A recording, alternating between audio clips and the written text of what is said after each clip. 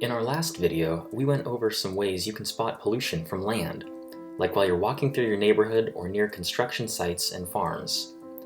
Almost all water pollution originates on land, so please check out that video. The link is in the description below.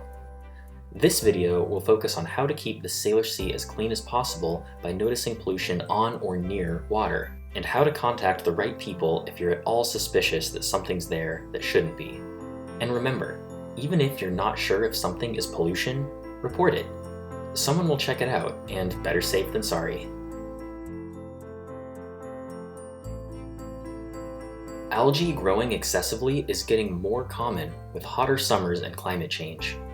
Fertilizers contain nutrients that allow too much algae to grow and choke out other life from the water.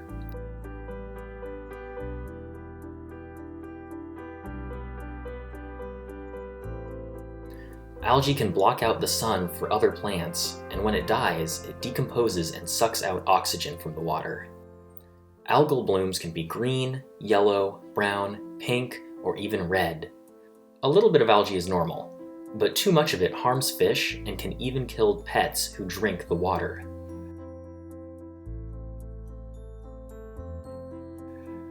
A lot of the foam you see on water is natural, like sea foam along beaches.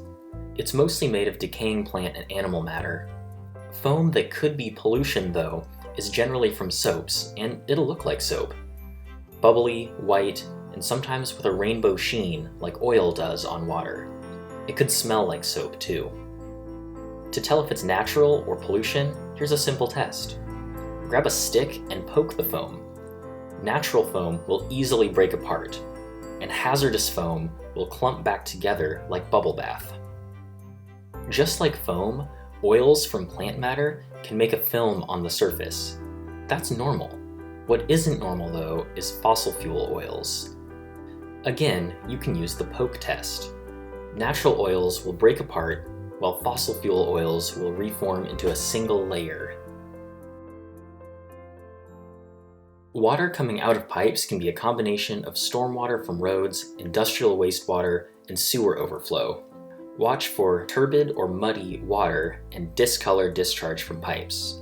Discharge that smells bad, a lot of water coming from a pipe during dry weather, a broken or exposed pipe, and of course, trash.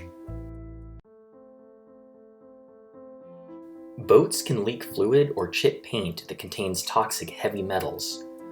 Watch out for fuel or oil sheens, soap or detergent foam, solid waste or toilet paper, and paint chips or sanding dust. A lot of railroad tracks are really close to important habitat along the water. Because railroads are often on private property, the best way to keep an eye on them is from public waterways. Keep an eye out for oily machinery left along the tracks, excessive dust hanging around the tracks, and oil sheens from chemically treated wood in water or nearby ditches. Bellingham has an industrial waterfront.